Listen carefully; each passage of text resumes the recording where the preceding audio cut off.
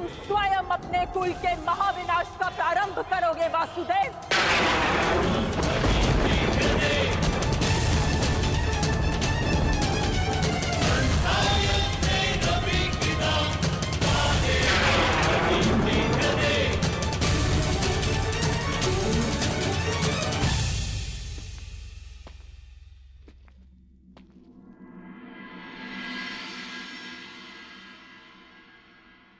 जिस प्रकार एक प्रसन्न माता का आशीष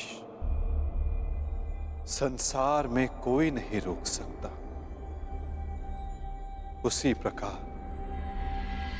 एक दुखद माता का श्राप संसार में कोई नहीं टाल सकता।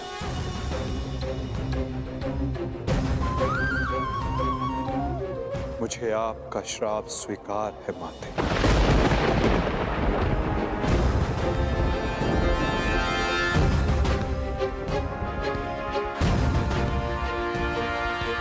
किंतु क्या आपको ज्ञात है कि इस युद्ध का सत्य क्या है? क्या आप जानती हैं कि इस महाविनाश, इस महायुद्ध का वास्तविक रूप क्या है? मेरे साथ चलिए माता, उस कुरुक्षेत्र की रणभूमि पर जो इस महाविध्वंस, इस महाभारत की साक्षी बनी है।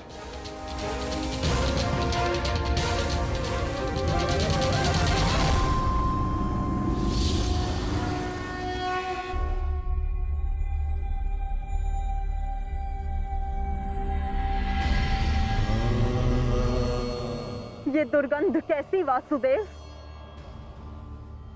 ये दुर्गंध उन वीरों के शवों की है जिन्होंने इस महायुद्ध में अपना बलिदान दिया है माता, परंतु जिन्हें अंतिम संस्कार का अवसर भी न मिला। ये दुर्गंध यहाँ हुए भीषण संहार के एक एक क्षण का अनुभव करा रही है मुझे। तुमने छल से मेरे एक एक पुत्र का वध कराया है वासुदेव। अपने दिए गए श्राप पे मुझे कतई भी पश्चाताप नहीं है। इस युद्ध से किसी को कुछ प्राप्त नहीं हुआ। ये युद्ध सबके लिए दुर्भाग्य ही साबित हुआ है और तुम्हारे लिए भी ये दुर्भाग्य ही साबित होगा।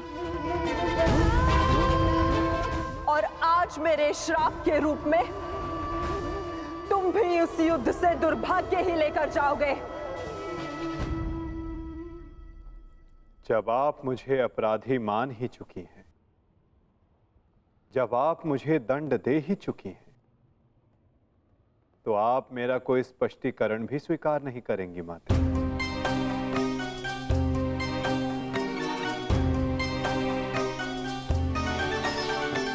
परंतु सत्य का भान आपके लिए आवश्यक है माता।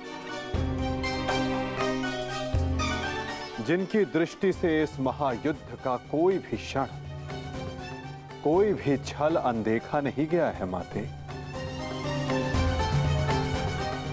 अब वीर बारबरी आपको सत्य का भान करवाएंगे।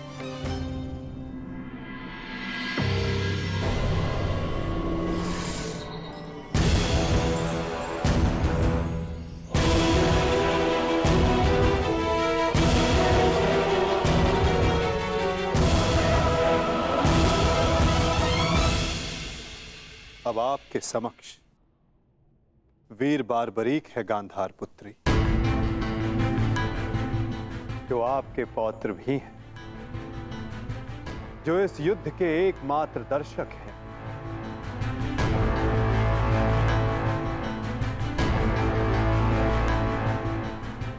वो बारबरी जिन्होंने अपना शीश दान किया और अमर हो गए।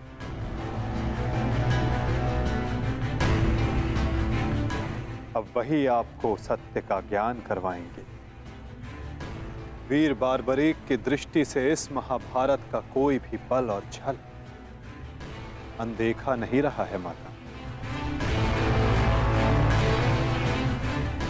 अब बारबरीक आपको सत्य बताएंगे। पुत्र बर्बरिक, तुम स्वयं बताओ, क्या वासुदेव ने छल से मेरे पुत्रों का वध नहीं करवाया है? यदि तुमने इस युद्ध का एक एक क्षण निष्पक्ष होकर देखा है, तो बताओ, कौरव वंश के वट वृक्ष महामहिम भीष्म, जिन्हें इच्छा मृत्यु का वरदान था, क्या वासुदेव ने उन्हें अपने छल से धराशाही नहीं करवाया है? क्या वासुदेव ने द्रोण पुत्र अश्वत्थामा की मृत्यु का छल रचकर आचार्य द्रोण का वध नहीं करवाया है? क्या मेरे पुत्र दुर्योधन की रक्षा कर रहे उसके मित्र कर्ण को छल से नहीं मरवाया है वासुदेव ने?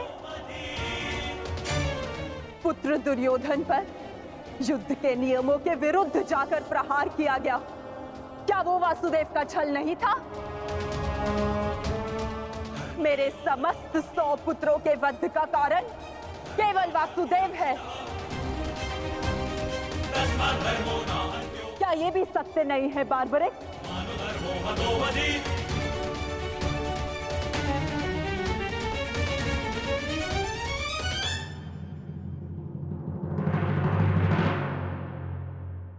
मैं आपसे सहमत हूं माते। ये सब स्वयं वासुदेव ने करवाया।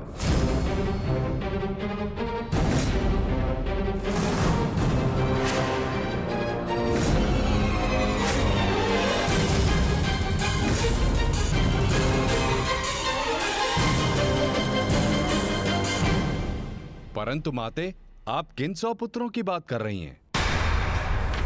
कौन भीष्म, कौन कर्ण, कौन द्रोण और कौन अभिमन्यु? सत्य तो यह है माते कि कुरुक्षेत्र में कोई था तो केवल एक पुरुष, वासुदेव कृष्ण।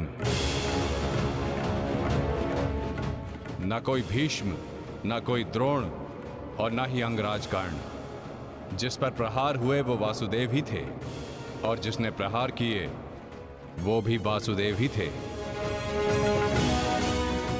उनके अतिरिक्त कुरुक्षेत्र में कोई और उपस्थित नहीं था माते। ये तुम क्या कह रहे हो बर्बरिक? इसका क्या अर्थ है? इसका अर्थ शब्दों से नहीं, दृश्यों से समझ आएगा राजमाता।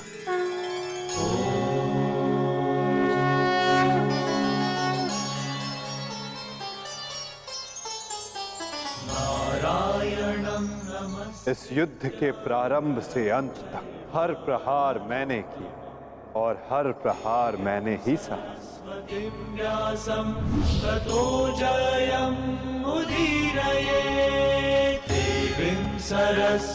धर्म स्थापना के लिए धनुष, गदा, खड्ग, ये सब मैंने ही उठाए और इन सारे अस्त्रों का हर एक प्रहार मैंने ही सहा।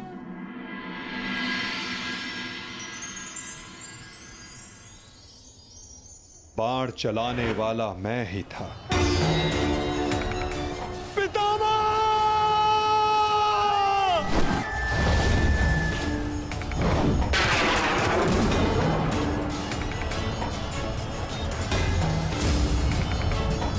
और उस बाण को अपने शरीर पर लेने वाला भी मैं ही था।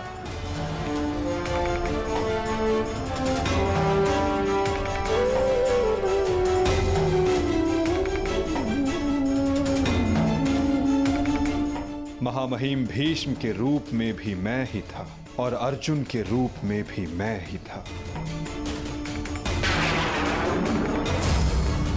और सरशैया पर लेटने वाला भी मैं ही था। अभिमन्यु बनकर चक्रव्यूह मैंने ही तोड़ा।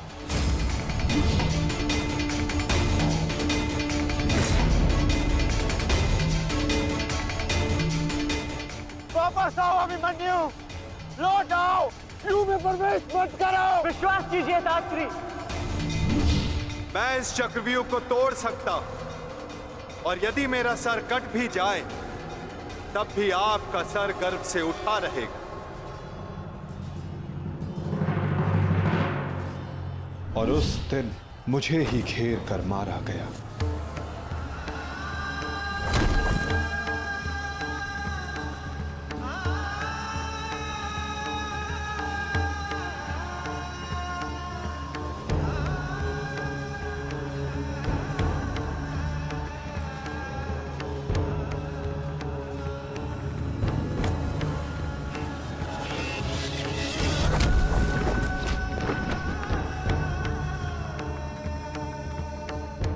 वो मैं ही था जिसने द्रोणाचार्य से कहा कि अश्वत्थामा मारा गया।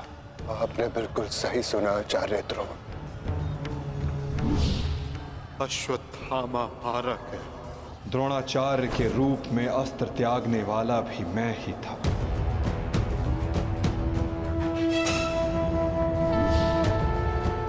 परंतु वो एक मनुष्य नहीं, एक हाथी था।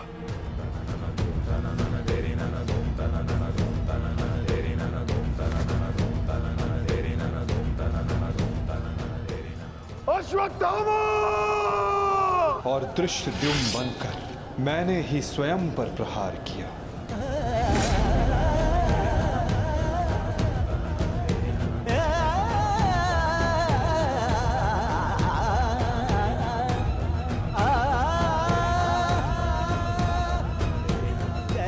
और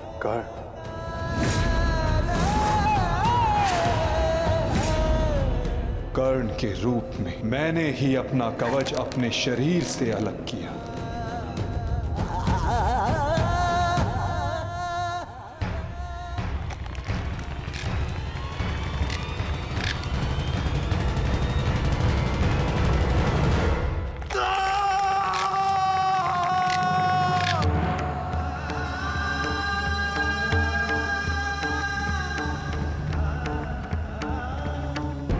और युद्ध के मध्य में मेरे ही रथ का चक्र धंसा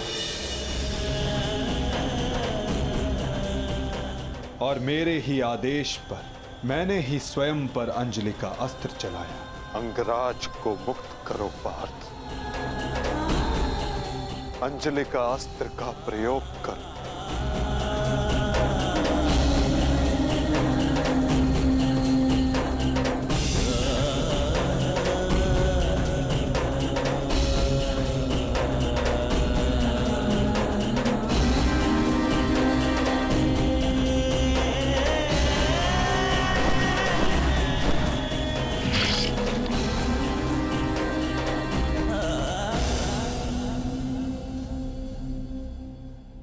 दुर्योधन के रूप में मेरी ही जंघा पर प्रहार करके मेरा ही अंत किया गया।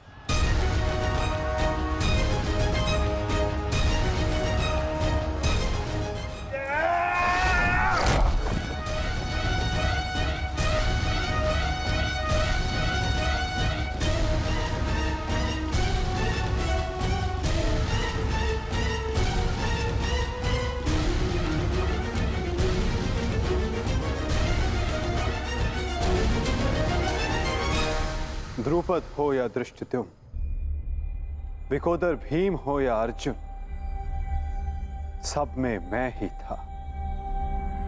मैं ही विजयी हुआ और मैं ही पराजित हुआ।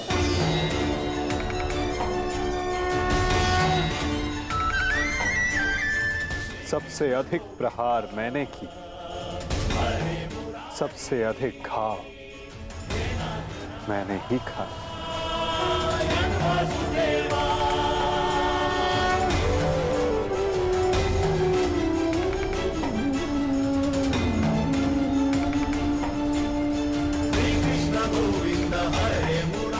अठारह दिनों के इस महासंहार हर बार मृत्यु मेरी ही हुई। गिरता था जो घायल होकर रणभूमि में वो मैं ही था।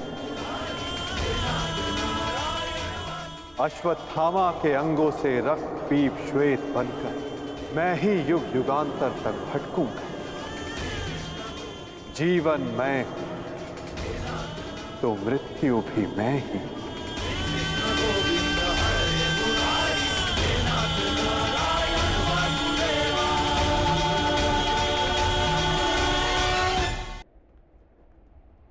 श्राप तुम्हारा स्वीकार है माते।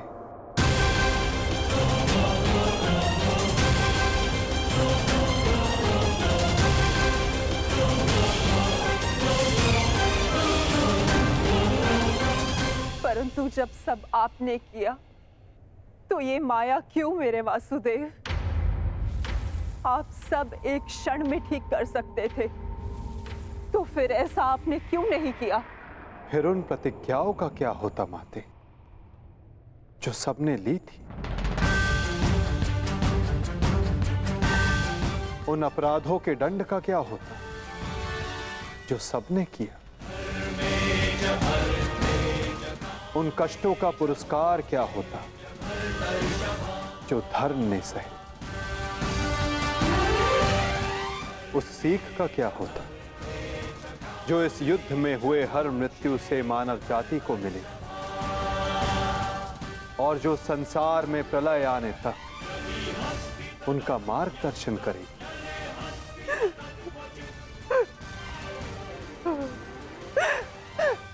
मुझे क्षमा कर दीजिए वासुदेव।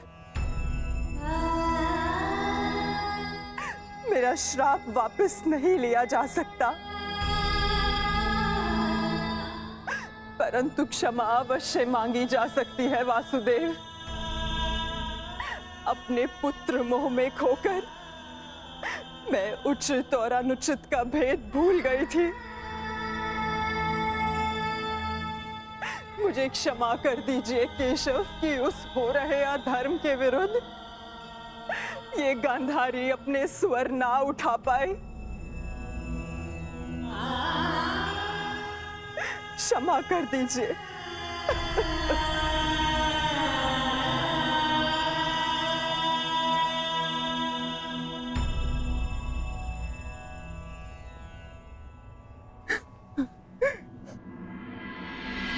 नहीं माते, किसी का अंत किसी के श्राप से नहीं होता। यदि किसी का अंत होता है तो स्वयं के पापों से। यदि यदुवंश का अंत होगा तो आपके श्राप से नहीं माते, अपितु स्वयं के पाप कर्मों से।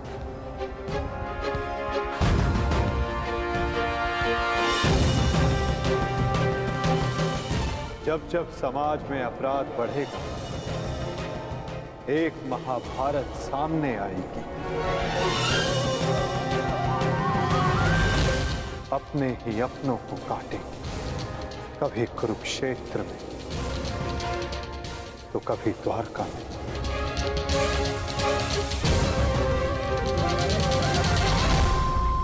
माते, यदि आप कुछ करना चाहती हैं तो अपने मन के इस प्रतिशोध की अग्नि को शांत कीजिए और पांडवों को आशीष दीजिए। युधिष्ठिर का राज्य अभिषेक करवाइए और धर्म स्थापना में आपका ये योगदान और आपका आशीष आवश्यक है माते।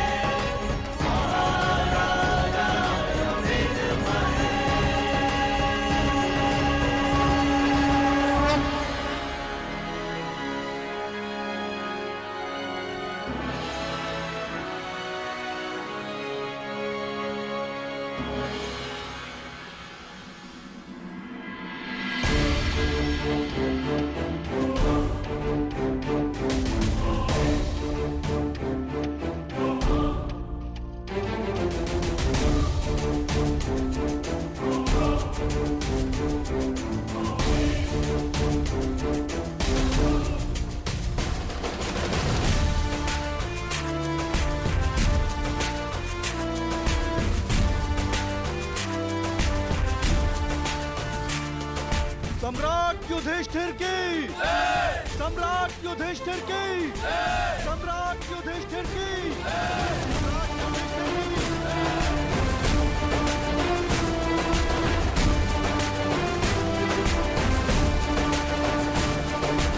धर्मराज, केवल एक ही वीर था जो परिवर्तन के लिए अंतिम श्वास तक लड़ा। महारथी सूर्य पुत्र कर्ण।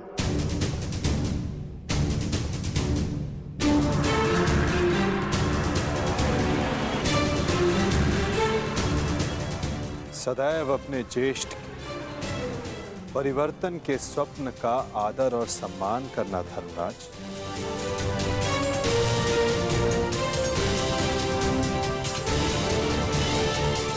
सम्राट पद पर स्थापना के पश्चात मैं पहली घोषणा करता हूं, हस्तिनापुर में अब जन्म निर्धारित व्यवस्था का अंत किया जाता है।